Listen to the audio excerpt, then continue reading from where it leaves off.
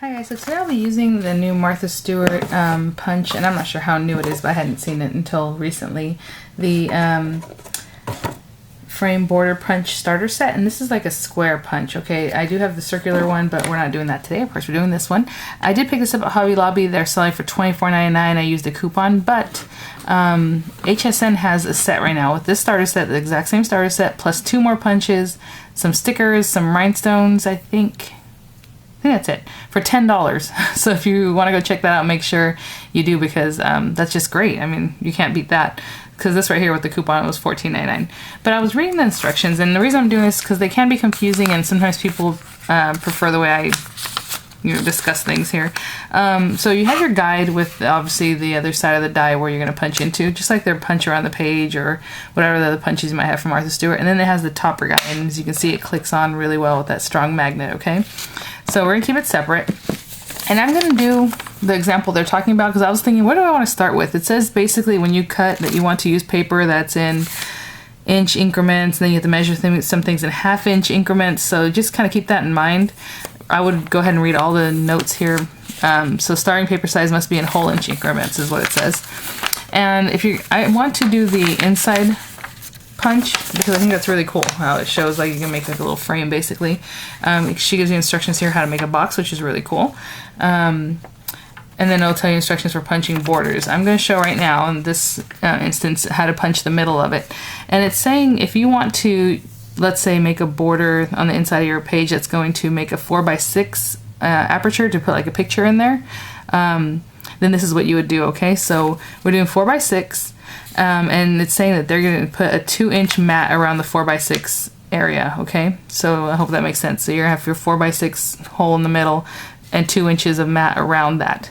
So to do that, you're going to have to add 2 inches all around, correct, for your piece of paper. So the paper should be cut at 8 by 10, okay? So 4 inches plus 2 at the top, 2 at the bottom, that's 8. The 6 inches wide, you need 2 on either side, that's going to be 10, right? So you just kind of have to do some math. So I'm going to do this way so it's basic. You can, kind of have some success with it, and then from there, come up with your own numbers. But basically it says you're going to punch the corners first, and then you're going to go in and match up the corners to the to create the inner portion, okay? So you want to place the corner of your pre-cut paper into the alignment notch that shows 2 inches, okay? So when you come over here, you're going to look at the notches, and this one says plus half an inch, 1 inch, 1.5 inches, 2 inches, 2.5 inches, 3 inches. It's telling you how much extra paper to add around your frame. So this says plus 4 because it's 4 inches, right? The 2 inches on either side. So it's kind of interesting. It takes a little work, a little know-how, but let's go ahead, and I have a piece of orange paper here just because it's nice and bright. You can see it really well. And what you're supposed to do, it's already cut at 8 by 10, is take one of the corners and put it into the 2-inch notch, right? That's where you want it. At the 2-inch notch, and just kind of holds it a little bit. And then you're going to take your punch, and the punch has an arrow, and the arrow is going to be facing down. And I guess you can just kind of feel to where it's going to hook on. There it goes. So I just kind of felt around, and I was able to find where it needs to go. It just snapped right in. And then you're just going to go ahead and punch. So after the first punch, repeat this step on all 4 inside corners are punched out. So there it is. I'm going to push down. I'm going to pick this up. Made a nice little punch there. I'm going to go ahead and put the next corner in. Up at the 2-inch mark there. And you can hold it while you feel for, there you go. Push down. Next corner. So as far as this is pretty easy. I'm interested in using it for cards, because I think it'd be really cute if you had a stamped sentiment or like a little picture or a little image that you can color in with your Copics and have that. But there it is. But for $10 on HSN, you can't beat that. That's an awesome deal. So there's the 4 inner edges or corners. It says use the punch design created from each corner punch to align with foil artwork on a design plate. So this is, they call it design plate A. Okay, so I'm going to go ahead and align it like it says with plate A, and this is what they call plate A. And you're going to align it with the foil artwork, it says. So on this side you can see there's foil markings, on this side they're like black markings, and it's showing you the black ones are for the outer punching, like when you go ahead and punch around the outside. You're going to use the foil ones for the inner punchings, okay? So what you're going to do is just line up, see how they're kind of angled. So there's some that are angled and some that are straight. So for this first punch, I'm going to line up with the angled area, so I know that this will connect and be nice and straight. So I'm taking my paper, any one of the corners, you're gonna put it in here, and I'm lining this up so I can see the little flower in there. And it also recommends that you make sure, as you do that, that your paper is straight. You see how my paper is a little bit angled? So this line here can kind of help you. It doesn't have to be right on the line, but just make sure that your paper is straight. So even though I'm making sure it's kind of lined up with this little silver foil area here, I'm making sure that the paper is also straight. Otherwise, you're just going to start going over and over and over, and it's going to be all crooked. So let's give it a punch. And now I have my straight, and it matched up perfectly there. So now I'm going to match up this straight area where we're going to straight to the next one with the foil that's straight right here. So hopefully you can see that. And I'm just going to line it up. And again, by this time it should be straight, but you just want to make sure that your paper is nice and straight in comparison to one of those lines there. And let that click in. And that's it. Look at that. Perfect inner punch, connecting and everything. That's great. So again, I'm going to take this little crooked area, line it up, because this is going to be the first punch to go across here, and just again making sure I'm all lined up here, but that the paper is also nice and straight. And this time it happens to hit that silver line, so I must have cut a little bit wonky, you know what I'm saying, when I went to cut on my paper cutter. But there it is. And so I'm just going to continue doing the same thing. I'm just kind of holding it until it clips in. Now I have a perfect match there.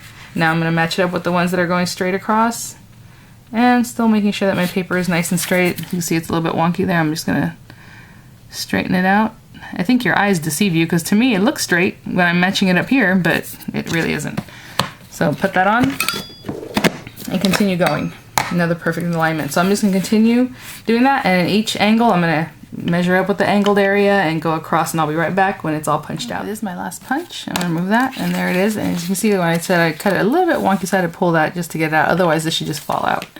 So there's my frame. It's pretty good. I did have a couple areas like right here where this little string, there's a little strand there left because of, you know, maybe I didn't cut my paper quite square. So I will just remove that, and I'll cut that little area. But there it is. Look at that. Remove all this stuff. You're going to have all kinds of little fun pieces here. So now you have your aperture cut out. You can put a 4x6 picture right back there, and you know, it's all good. That's pretty cool. So what I'm going to do now is go ahead and show you how to do the border on the outer side. But you can also, like I said, make a little box top, and it shows you how to make your box bottom and a box top and everything. And then it also has instructions for what you need if you're having certain sizes of paper, and what the size of your mat should be, and those kind of things. So that's pretty cool. Again, you can just punch the border, or you can make a frame. Since I already did the inner part, mine's going to end up being like a frame.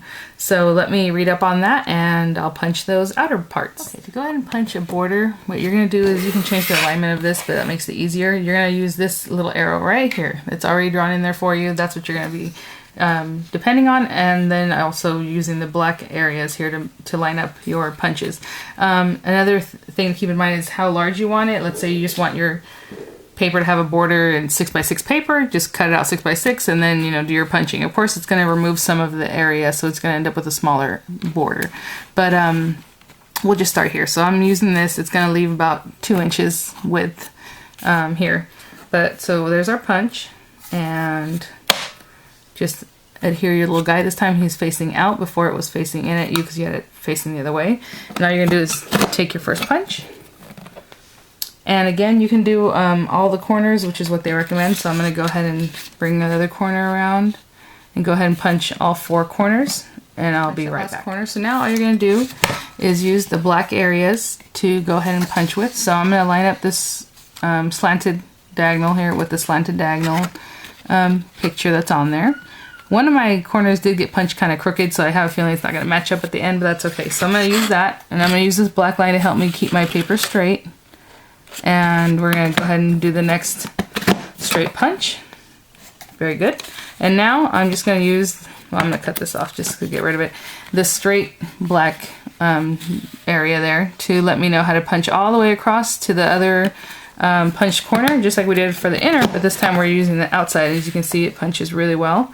Works really well. This isn't very difficult to do at all. Just make sure your paper is straight, so you'll end up in the right area. And there my paper kind of moved because I heard my baby crying over there.